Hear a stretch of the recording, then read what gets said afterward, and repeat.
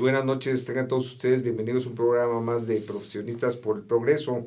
En esta ocasión nos acompaña Gerardo Castillejas. Mi estimado Gerardo. ¿Qué tal, Marco? Buenas noches, gusto en saludarte. Igualmente. El tema de hoy es un tema de mucha actualidad. Finalmente queremos ver la posibilidad de tratar algo que ha venido en la mente de todos, tratando de auscultar o tener cierta certidumbre. Se dice que se tiene mucha certidumbre a partir del triunfo político de Donald Trump en Estados Unidos. Esto ha alertado a los mercados internacionales, ha alertado a los gobiernos, a nuestro gobierno en particular, con el tema sobre migrantes, sobre las cuestiones arancelarias, qué va a pasar con el Tratado de Libre Comercio, el hecho de que algunas empresas ya no han venido a invertir a México. Entonces, toda esta mecánica tenemos que verla desde un punto de vista objetivo, mi estimado Gerardo. Y para eso nos estamos reuniendo ahora y queremos ver cuál es el punto de vista del movimiento larouchista en este sentido y cómo deberíamos de tratar este tema a futuro para que esa incertidumbre se vuelva certidumbre para todos nosotros y podamos de alguna manera poder planear la cuestión política, económica, social, y que esto no nos lleve a una situación de andar sin un rumbo fijo. Sí, Marco, yo creo que hay que hablar de lo que se habla poco, hay que hablar más de lo que se habla poco. Evidentemente hay mucha discusión en torno a Trump, mucha especulación, ¿no? Hay en los Estados Unidos una gran obsesión de quién va a ser los miembros del gabinete. Es un gabinete muy complejo por la cantidad de actores, ¿no? Pero más allá de la conformación del gabinete, lo que más importa es ver lo que está ocurriendo, porque la elección de Trump no fue un asunto local de los Estados Unidos, no es un fenómeno interno de las elecciones allá. La elección de Trump viene como un proceso global, mucho más amplio. ¿Qué ha ocurrido? Por ejemplo, veamos un poquito atrás. En junio, el 8 de junio, se hizo el referéndum, el famoso referéndum por el Brexit en el Reino Unido, y la sorpresa para todos es que las encuestas, el gobierno británico, la prensa, habían dicho que los ingleses iban a quedarse, que aceptaban con todos los problemas que tiene la Unión Europea, que ellos iban a quedarse. Y la respuesta de la población es: no queremos salir de la Unión Europea. Eso empezó a simbrar a todo no solamente a la parte británica, toda la parte europea se empezó a simbrar, porque públicamente hay una manifestación de lo que piensa la población, no lo que dicen los medios, no lo que dicen los políticos, sino el pueblo. El pueblo británico en su mayoría no quiere seguir bajo las pautas de un gobierno europeo, ¿no? Regido por la Banca Central Europea, regido por las políticas del Fondo Monetario y regido básicamente pues por todo este aparato que le llama la Troika, ¿no? La OTAN, ¿no? Entonces... Pero en ese punto quisiera hacer un alto, Gerardo, porque muchos dicen que de alguna manera el Reino Unido ya tenía un pie fuera de lo que es la Unión Europea. ¿En qué sentido? Pues los países que están dentro de esa unión utilizan al euro como la moneda de cambio, la moneda circulante. Sin embargo, precisamente en Reino Unido pues circula la libra esterlina, ¿verdad?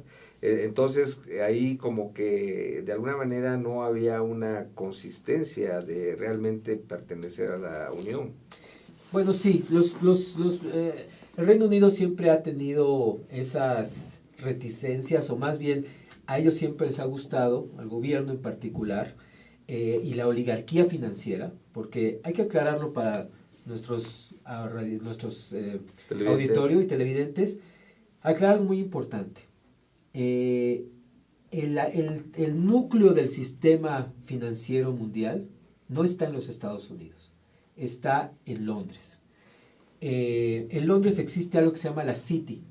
La City es un distrito financiero en el centro de Londres. Como Wall Street en Nueva York. Como Wall Street, donde un amigo me decía, es el lugar del mundo donde hay más maldad por kilómetro cuadrado. Y tiene razón. O por metro cuadrado. O por metro cuadrado, sí, porque es muy pequeño. Sí, ¿Por qué? Bueno, porque tú entras a la City, al distrito financiero de Londres, y lo único que tienes en ese distrito son grandes bancos, grandes casas que colocan fondos de inversión, bufetes de abogados, todo lo que tiene que ver con un mecanismo mundial de especulación financiera. Y ahí, por la City, transitan el 80% de toda la especulación financiera del mundo. Tienen algunos centros offshore o de ultramar, como las Islas Caimán, como las Bahamas, en fin. Los paraísos fiscales. Que son sus instrumentos, ¿no? Para colocarse y para, ¿no? para tener, digamos, mayor rapidez en toma de decisiones. Para poder mover el dinero, incluso dinero sucio. Todo el mundo sabe, con los Panama Papers se saben que estos centros offshore, estos centros de ultramar, se usan pues porque, ¿quién se puede explicar? Las Islas Caimán tienen 1,000 habitantes y lo que transita por las Islas Caimán son cientos de miles de millones de dólares cada mes. ¿Cómo puede ser eso? Porque es un centro donde está desregulado. Entonces, la City actúa de esa manera y tiene una parte importante, casi una sucursal que podemos llamar, que es Wall Street. Wall Street y la City se han conformado como el núcleo de toda la estructura de especulación financiera mundial. Ahora bien, ellos son los que han venido instrumentando toda esta política de rescates, el famoso rescate externo e interno de los bancos. No es un secreto que los grandes bancos occidentales tienen severos problemas. Y no hablamos de los bancos regionales, hablamos de los bancos globales. Los bancos que se hacen llamar a sí mismos too big to fall, demasiado grandes para quebrar, para caer.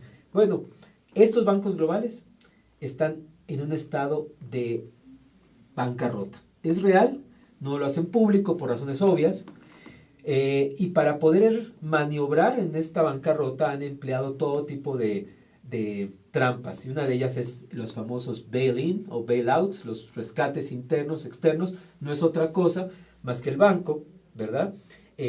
Cuando tiene problemas de solvencia o problemas ya de una verdadera bancarrota, no puede hacer frente al volumen de deuda que ha emitido, simplemente van con los gobiernos y les dicen: ahora tú absorbe las deudas de nosotros, tómalas como deuda pública y nosotros podemos seguir operando. Bueno, creo que conocemos en México bien eso, se llama Fobaproa, es un robo, por supuesto, no se puede defender, pero no es un mecanismo para México, es un mecanismo de toda la banca occidental. Y así han rescatado bancos, robando a la población. A principios del año pasado se empezó a discutir algo que no es ese rescate externo, digamos, donde el gobierno toma las deudas, las transfiere a la población en forma de una deuda pública y los bancos siguen haciendo de las suyas.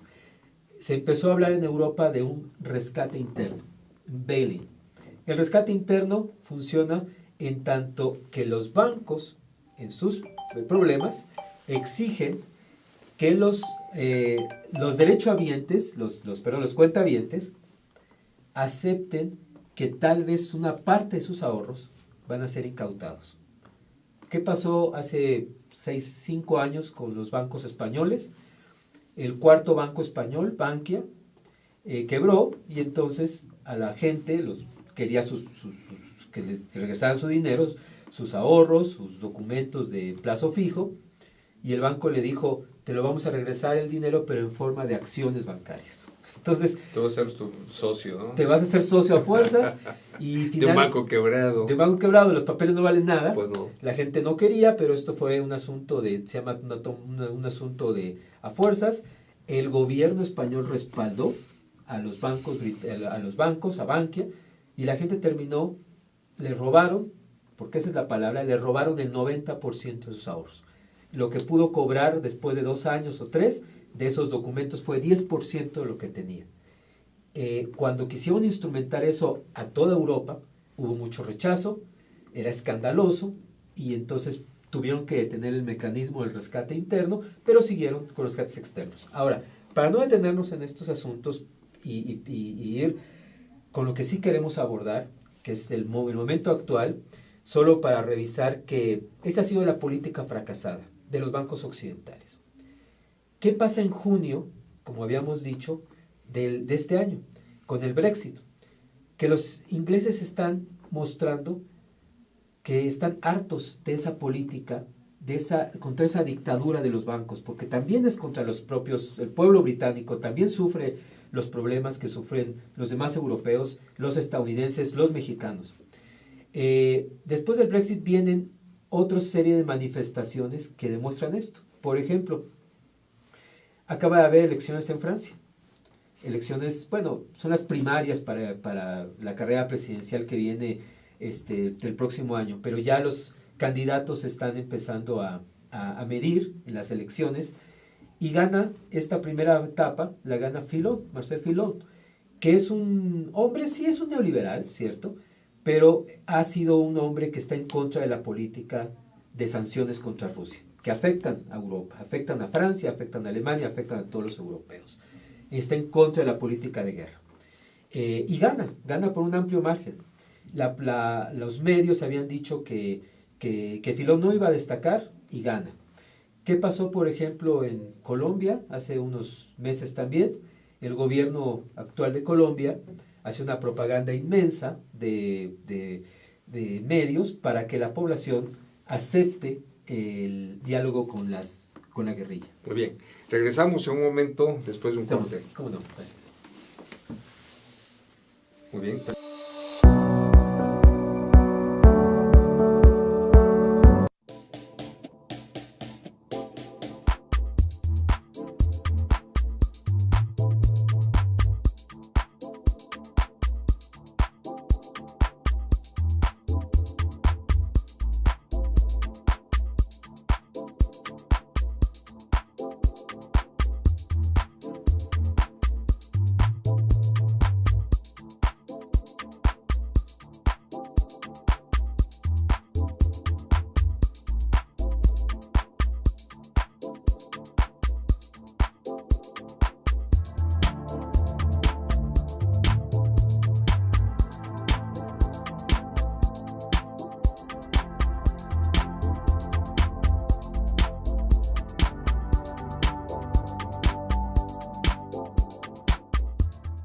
Ruiz Robles, Corredores Públicos y Peritos Traductores. Trabajamos para darles seguridad, confianza y un servicio profesional en sus asuntos relacionados a fe pública, valuación, arbitraje comercial, asesoría jurídica y traducciones.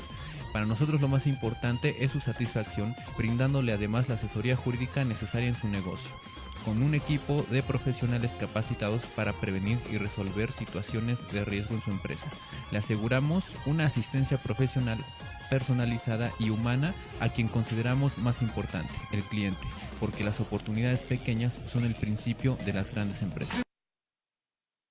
Conferencista internacional, experto en temas empresariales, experiencia de 18 años en empresas multinacionales, entrena ejecutivos vendedores y empleados de 62 empresas multinacionales. Conductor del programa Líderes en Acción en Astele.tv.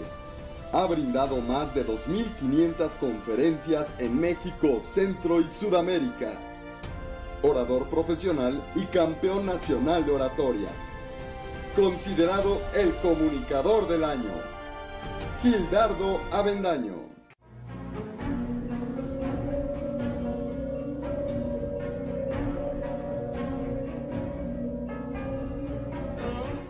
Rosso Fragola. Arte en fresa que seduce tus sentidos.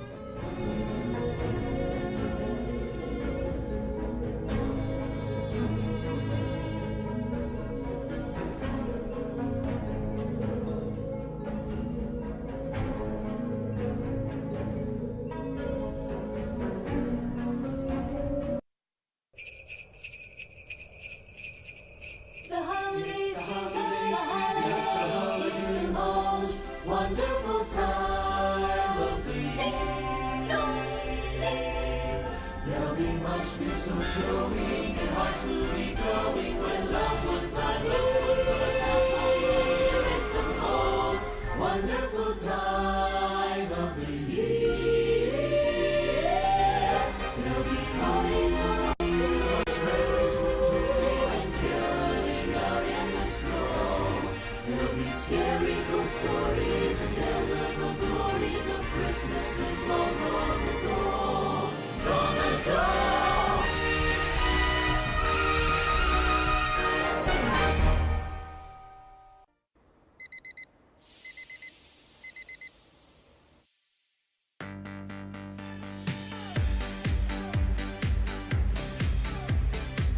la vida te pone a sudar, hidrata la vida. Electrolit, científicamente hidratante. Regresamos, estamos en Colombia, mi estimado Gerardo. Claro, Marco. No, solo quería mencionar que el gobierno de Colombia, el gobierno de Juan Manuel Santos, ustedes recordarán que hizo se hizo un referéndum para que la gente votara si estaba de acuerdo o no en los diálogos supuestamente de paz con las FARC, y la propaganda fue muy grande. Se habla de 500 millones de dólares metidos en promoción, y el pueblo colombiano dijo que no quería los diálogos. Totalmente entendible. ¿Por qué? Pues porque las FARC son un grupo criminal que por 50 años, no son los únicos, pero por 50 años, con el matiz de ser una guerrilla, han estado vinculados al tráfico, con el narcotráfico, la cocaína, y pues secuestros, son 50 años de esos crímenes. Entonces la gente dijo, terror. ¿Cómo que perdón? Y todos los crímenes. Entonces, esa es una manifestación que marca también el que la población no va con lo que dicen los medios. ¿Qué pasa, por ejemplo? Acaba de haber estas elecciones importantísimas en el caso de Italia, por ejemplo, y la gente en Italia lo que está haciendo es manifestar, pero no es una elección, es el proceso de referéndum en Italia. El referéndum era para darle, por instigación de la propia Bruselas, del centro de la Comunidad Europea, darle más poder al Ejecutivo, al gobierno de Italia, disminuir la capacidad del Senado para tomar las decisiones, sobre todo de rescates de bancos. Y la gente vota masivamente en contra de esto. Y vuelve a haber otra vez este fenómeno. Es una ola que viene creciendo. Hace un momento mencionábamos lo de Suiza. Suiza hizo un referéndum hace 2 semanas porque hay una campaña de los verdes contra la energía nuclear. Los verdes lograron que fuera un tema de que la población dijera si se cerraban las 5 plantas nucleares que tiene Suiza, que producen casi el 30% de la energía suiza, alegando, los verdes dicen son plantas antiguas, son peligrosas, contaminantes, y la población, pese a toda esta campaña enorme, votó porque se quedara la energía nuclear en Suiza. Y en gran medida porque ven lo que hizo Alemania, la locura de Alemania, y con Merkel, fue que la energía nuclear en Alemania, con un gran programa que tenían los alemanes nuclear, se cancela el programa nuclear de investigación y se empiezan a cerrar, a apagar las plantas de generación nucleoeléctricas. Y hay crisis de energía. Claro, porque están ellos ahora apostando por la energía eólica, que es altísimamente ineficiente, que tiene que estar subvencionada y que disparó los costos para la población de los recibos de luz. Hasta 20 veces subieron los recibos. Entonces los suizos dicen, no, esas locuras no las queremos tampoco, y lo rechazan. Viene el asunto de Trump.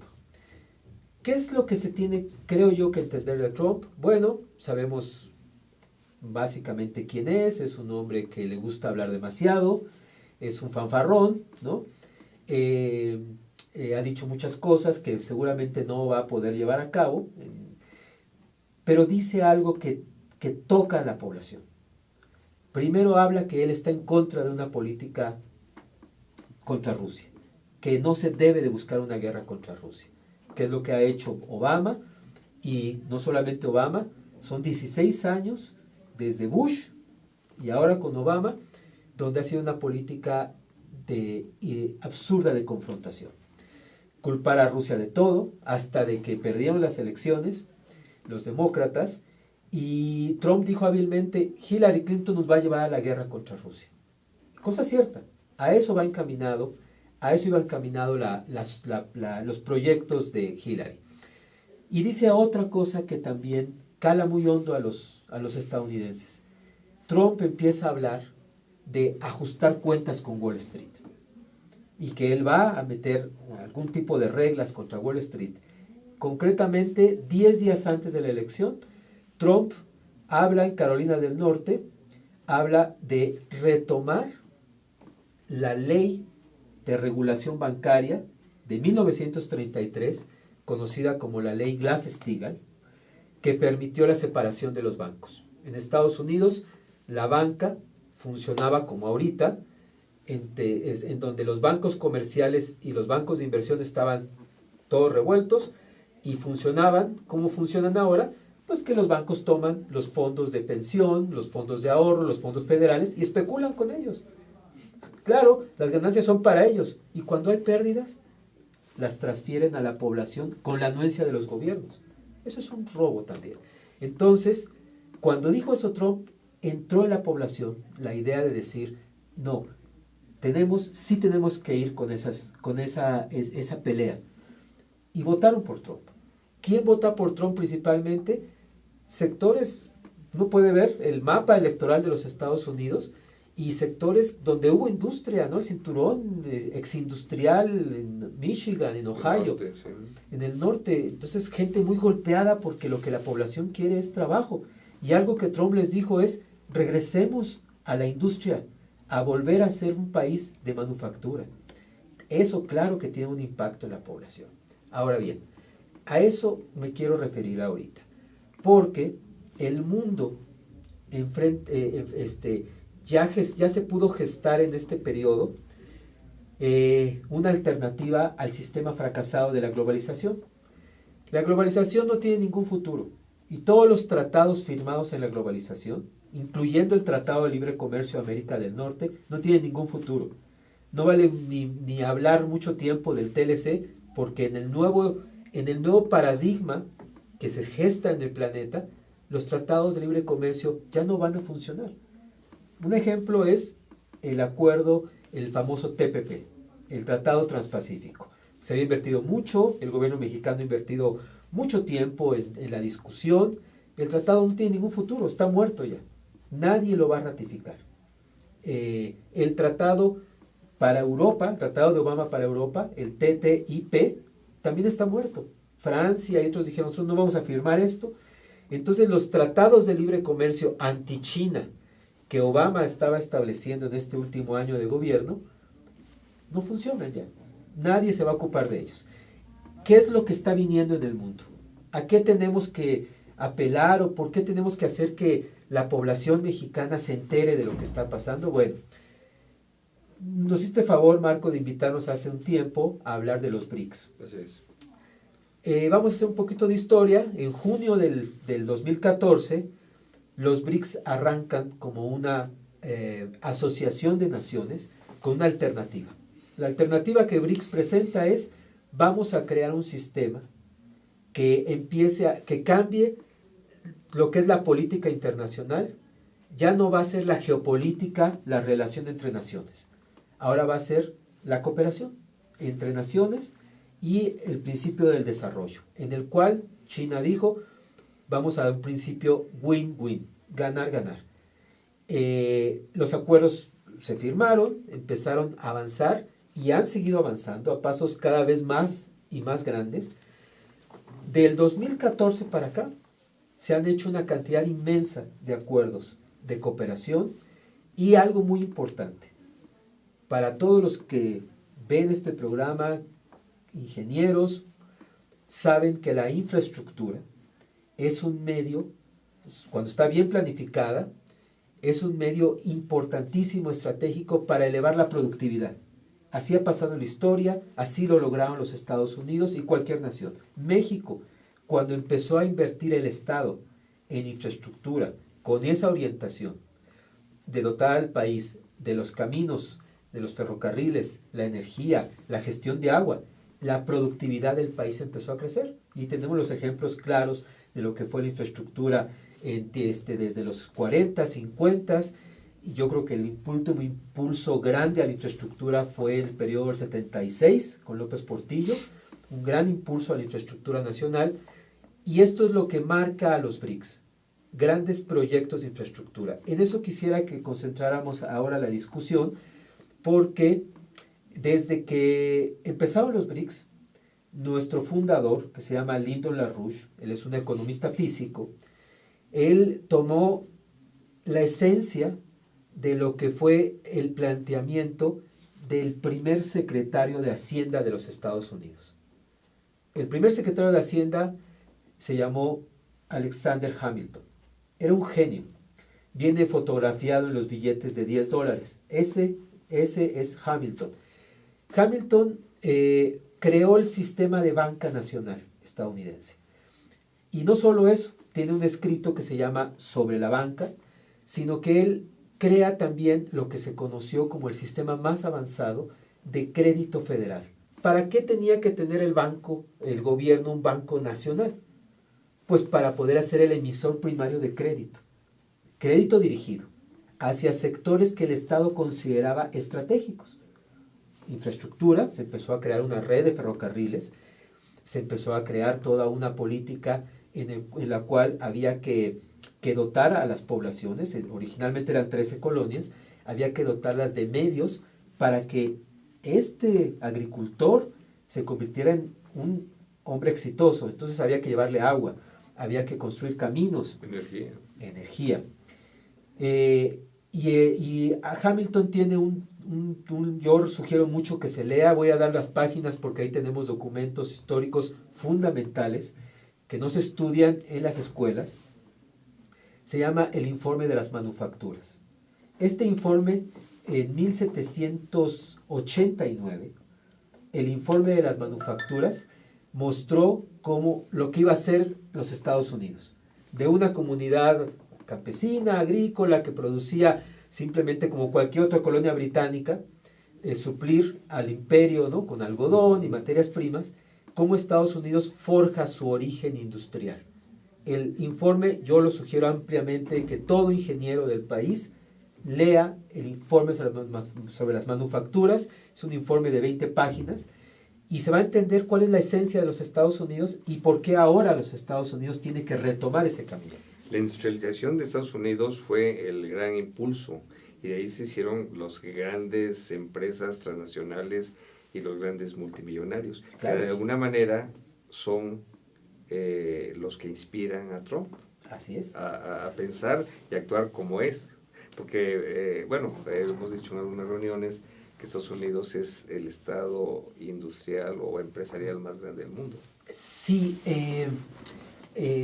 aunque hubo un cambio, la economía norteamericana se volcó desde los finales de los 60, se volcó a una economía de servicios. Sí. Ese es el gran problema que ha tenido.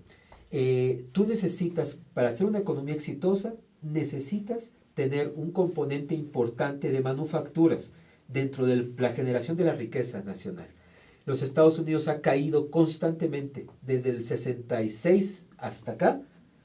Ellos llevan un proceso constante de caída en sus manufacturas y un aumento en los servicios. Entonces, lo que Estados Unidos debe de hacer, y cualquier nación, es invertir esto. México ha destruido un sector importante de manufacturas, claro, para irnos a los servicios. Uh-huh. Los servicios tienen sus importancias, servicios de todo tipo. Hablamos en general al rubro de lo que significa, ¿no?, banca, administración, ¿no?, contabilidad, pero hablamos de la necesidad de instrumentar un programa nacional de manufacturas propias. Esto es lo que China está haciendo. Lo tangible. Por supuesto. ¿Cuánto tiempo tardó Estados Unidos en convertirse en una potencia mundial? Tardaron entre 180 y 200 años. 200 años. Eso mismo que logró Estados Unidos en 200 años, y Europa más o menos en algo parecido, China lo ha logrado en 30 años. Es muy importante ver el caso de China. Ojalá haya oportunidad de tener un programa para explicar en detalle. China es una nación que está por erradicar por completo la pobreza. Acaba de producir China un libro, bueno, un estudio que se llama El Libro Blanco del Desarrollo, donde China pone cada renglón en lo que ellos, lo que eran hace 30, 35 años y lo que son. En China existe solamente es pobre, gente en la pobreza, menos del 1% de la población china, con cifras que ellos dan. Es decir, ellos han podido erradicar casi por completo toda la pobreza. Tienen un programa inmenso de infraestructura. Cuando uno empieza a ver los indicadores de China, tiene 20,000 kilómetros de ferrocarriles de alta velocidad. ¿Sabes cuántos kilómetros de ferrocarril de alta velocidad tiene Estados Unidos? Cero. Cero. Ellos abandonaron sus ferrocarriles. Cuando fueron la nación, la primera república que estableció el sistema de ferrocarriles más grande del mundo, que dicen ellos que eran sus ferrocarriles de costa a costa y de frontera a frontera, los abandonan por esta política de servicios, abandonar la infraestructura. Y China lo retoma. Entonces, China dice que va a llegar a 50,000 kilómetros de ferrocarriles de alta velocidad antes de que termine 2030. Son metas grandes. Su programa, por ejemplo, todo su programa de que en 2014 el propio gobierno chino estableció junto con los BRICS la creación, que ahora ya es conocido, se ha censurado, pero ya no se puede censurar, el famoso programa de la ruta de la seda. Los chinos le llaman una franja, una ruta. ¿En qué consiste? Bueno, el programa de la ruta de la seda es que China y todo la parte sureste de Asia va a empezar a conectarse con todo el continente asiático, el centro de Asia, lo que se llama el Medio Oriente, mal llamado Medio Oriente porque es el suroeste asiático, el suroeste asiático, y luego conectarlo con Europa a través de franjas, que ellos le llaman una ruta con ferrocarriles. Van a ir instrumentando todo este programa. Muy bien. Regresamos con ese comentario, mi estimado Gerardo. Hacemos una pausa.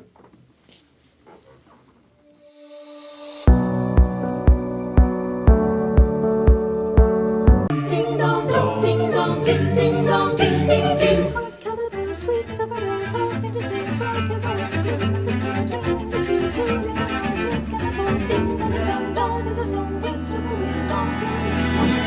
Words of from everywhere, filling the air. Oh, how the bell raising a sound, or in a bells, telling the tales, giving a ring while people sing songs of the cheer. Christmas is here, ding ding dong, Merry Christmas, ding ding dong, Merry Christmas, ding ding dong, ding ding dong. Hark how the bells, sweet silver bells, hark how the bells, sweet silver bells, Merry Christmas, Merry Christmas, Merry Christmas.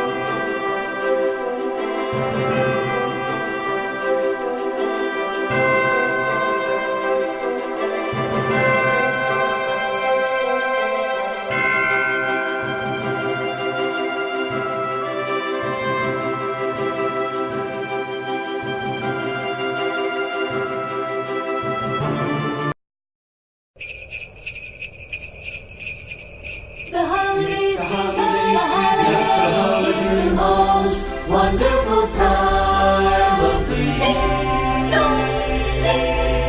There'll be much mistletoeing and hearts will be glowing when loved ones are near. It's the most wonderful time of the year. There'll be parties, balloons, and marshmallows twisting and killing out in the snow. There'll be scary ghost stories and tales of the glories of Christmases long, long ago. Long ago.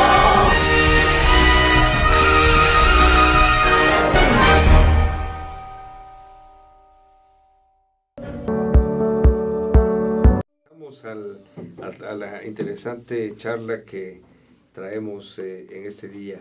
Ujú. Estábamos hablando de China y el programa de la Ruta de la Seda. En 2014, el presidente chino, Xi Jinping, da a conocer al mundo un gran proyecto de cooperación con el mundo que es precisamente una franja, una ruta, un programa para construir infraestructura a todo lo largo del continente euroasiático. En ese continente viven 4/5 partes de la población del planeta. Entonces estamos hablando de un gran proyecto que borra fronteras y que causa un gran interés. Ahorita en este momento hay más de 76 naciones colaborando con la Ruta de la Seda. Obviamente había necesidad de crear instituciones nuevas porque el Fondo Monetario Internacional o el Banco Mundial pues no iban a aceptar financiar estos proyectos en los cuales ellos no quieren participar en desarrollo, ellos quieren mantener una política de control de los grandes bancos. Entonces tuvo que crear sistemas o nuevos bancos. Se crea el nuevo banco de BRICS, es un banco fondeado por los países miembros. BRICS, hay que acordarnos que son las 5 naciones que se asociaron desde hace 8 años, que son Brasil, Rusia, India, China y Sudáfrica.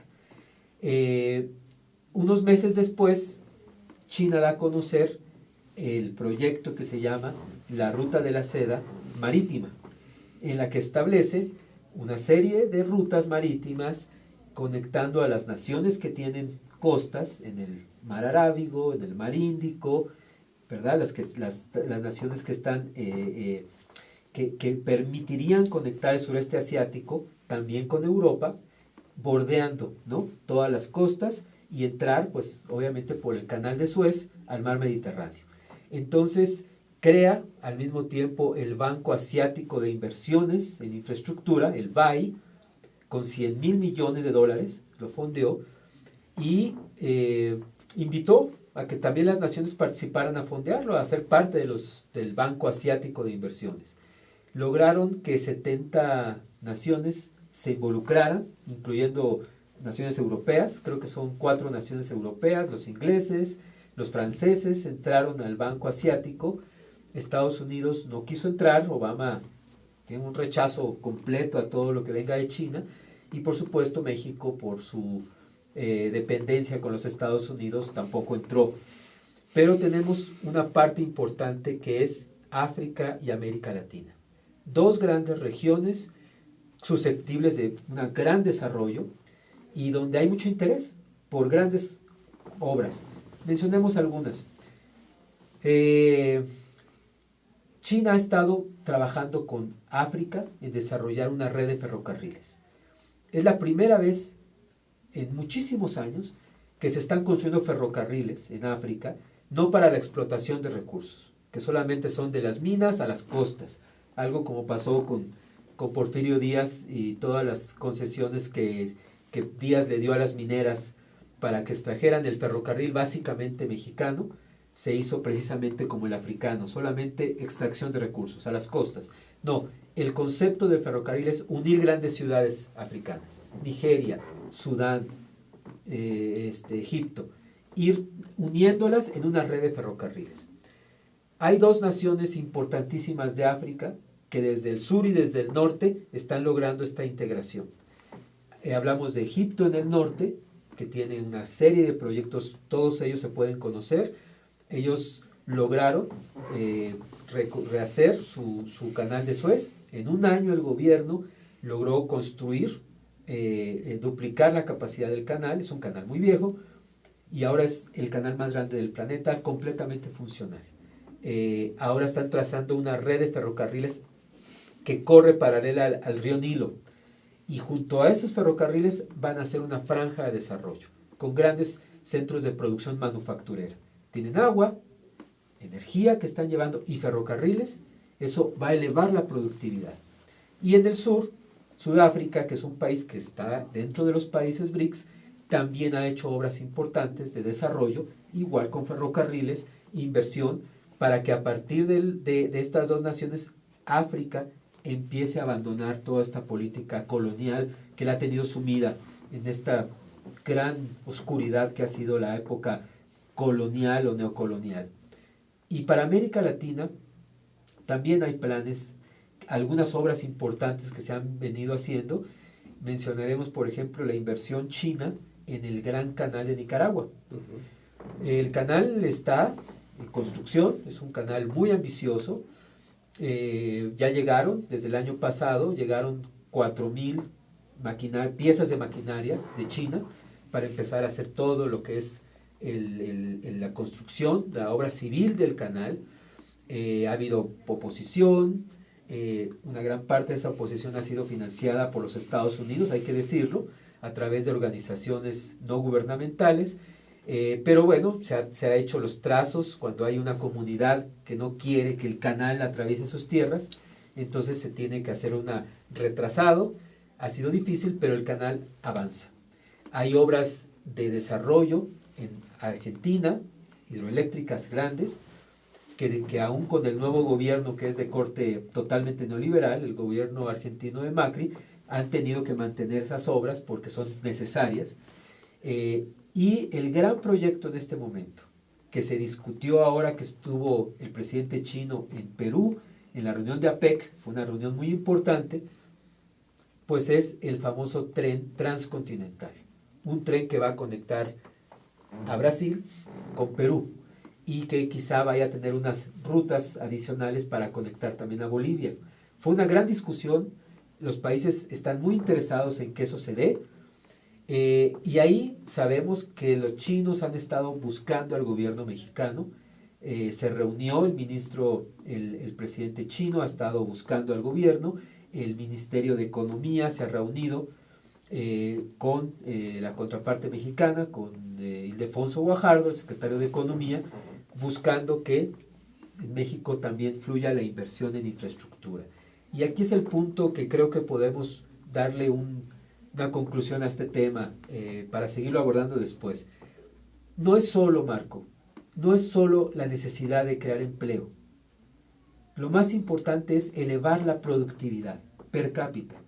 Y eso solamente lo logras con infraestructura totalmente planificada, con capacitación para el trabajo, aumentar las competencias laborales, y necesitas para ello una parte de la infraestructura. No solamente son los caminos, los puentes, las redes de energía, los sistemas de presa, gestión de agua. Es algo también muy sensible, que los economistas físicos llaman la infraestructura suave, la educación y la salud. Si no tienes una población sana y no está debidamente educada, todo lo que construiste no va a ser posible. Entonces necesitamos tener un sector muy claro que los recursos que se destinan a la salud son la mejor inversión, porque esa gente va a ser productiva si se puede tener a una población que está preparada y que además come bien. Eso es una base esencial para cualquier economía. Ahora, ¿qué significa para una nación? En este caso pongo el ejemplo, digamos, de una nación africana. Ellos tienen que invertir en el sistema de salud. Y la infraestructura no se puede ver, Marco, como un negocio. Ese es un gran error que el propio Trump está cometiendo. A través de las asociaciones público-privadas se quiere ver que la infraestructura, toda la infraestructura, se tiene que construir a través de asociaciones de gobierno con privados. ¿Cuál es el problema? Que la infraestructura estratégica no se puede ver como ese negocio. Entonces, donde hay capacidad económica, entonces ahí se va a construir infraestructura, y donde no la hay, ahí no va a haber. Entonces, no, se tiene que ver como un sistema integral, donde el Estado tiene que aportar recursos importantes, porque se trata de desarrollar a toda la nación. Sí, porque las acciones públicas privadas no les dan los números para que una empresa privada invierta en un lugar donde va a tardar más en recuperar su inversión, ¿no? Por supuesto. Entonces sería una inversión social, básicamente. Sí, de y eso, gobierno. claro, no quiere decir que no haya construcción con el sector Claro. privado, pero el sector estratégico Se debe detona. ser. Así es. Y sobre todo, ¿qué es lo que gana? ¿Qué es lo que se gana con esa infraestructura estratégica? Que la nación empieza a tener viabilidad. Claro. Después del TLC, y nada más para concluir, ¿qué es lo que se provocó con el TLC en estos 22 años de TLC? Que la capacidad de sostener a la población en México ya no se tiene. La economía mexicana ya no puede sostener físicamente a los 124, 128 millones de mexicanos. Ujú. Ese es el resultado directo de la política del TLC. Por eso este tratado se tiene que hacer una transición hacia el nuevo sistema. Entonces, ¿qué queremos? Que México vuelva a tener capacidad de sostener a esta población de una manera crecientemente, que sea productivo, y eso sería el tema que quisiéramos después abordarlo. México tiene que entrar dentro de los acuerdos con China, los acuerdos de la Ruta de la Seda, y ese es el gran optimismo que nos da el que la mitad del planeta ya está en otra cosa que no es libre comercio.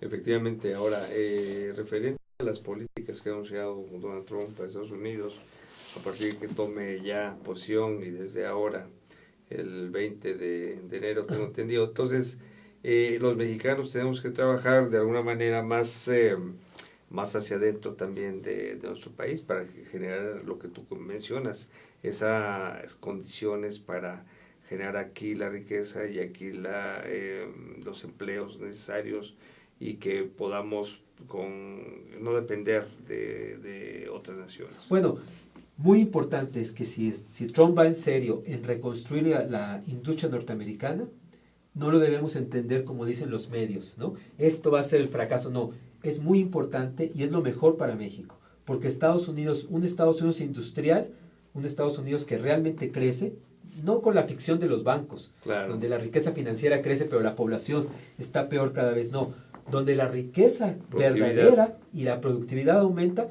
eso jala a México, y nosotros necesitamos siempre tener muy claro, este país tiene que ser industrial, tenemos que tener manufacturas propias, y qué mejor que si Estados Unidos retoma el camino industrial, como ocurrió en los 60s o en otros momentos, México también lo puede hacer, sin ningún problema.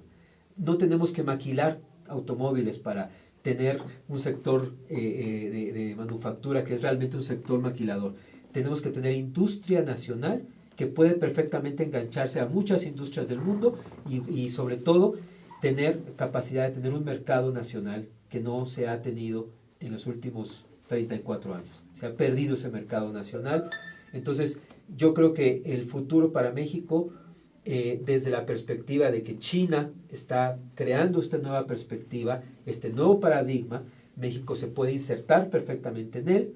Hay interés de ambas partes, lo que pasa es que hay una presión enorme por parte de Obama de que México no se integre con China, pero ahora tenemos esta posibilidad con Trump. No confiamos precisamente en Trump, pero sí queremos que haya en México esta discusión para forzar los cambios.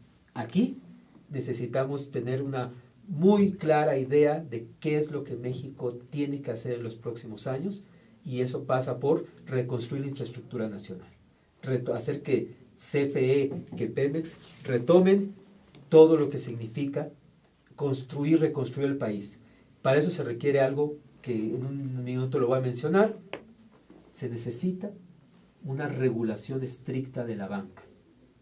Cada nación tiene que someter a los bancos a una estricta regulación, separar la parte de inversión, la banca de inversión, de la banca comercial. ¿Qué implica eso? Que el Estado solamente se encarga de respaldar esa banca comercial que tiene que ver con el comerciante, con el industrial, ¿verdad? Que maneja los fondos de la población, y se para por completo y no se hace cargo de lo que la banca de inversión haga. Si la banca de inversión quiere especular, que especule, pero no con fondos de la población, no con fondos federales. Y eso sería el primer paso para después emitir crédito a gran escala a los sectores que se necesita respaldar. Es ahí el principio de una recuperación. Y el tercer paso sería, una vez que ese crédito está, los grandes proyectos de infraestructura enormes que permitan dotar al país de energía y agua. Y en lo último, un gran programa científico y tecnológico que dé los aportes necesarios para que ese proceso se perdure, crezca, a través de incorporar nuevas tecnologías, nuevos materiales, nuevos procesos. Eso se llaman las 4 leyes de LaRouche, con los cuales cualquier economía puede recuperarse y hay condiciones para que lo hagan en este momento. Pues muy bien, mi estimado Gerardo, pues agradecemos tu participación en este programa en el cual se analizó ampliamente pues una situación política, económica, social de el mundo en general y sobre todo nuestro país, que requerirá seguramente atender esos reclamos para poder, digamos, tener éxito en el mundo actual y futuro. Esperemos que sí, Marco. Te agradecemos mucho tu participación. No, gracias a ti por esta invitación. Gerardo, y con ustedes les deseamos muy buenas noches y nos vemos la próxima semana en otro programa de interés nacional. Buenas noches a todos. Oye, vamos a tomarnos una foto.